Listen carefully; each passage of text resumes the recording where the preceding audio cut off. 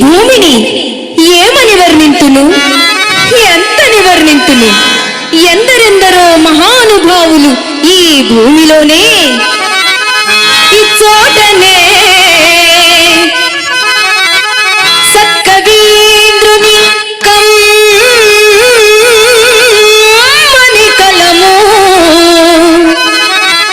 నిప్పులలోన కరగిపోయే,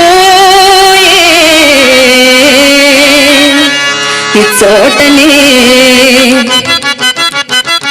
చోటనే భూములేలు రా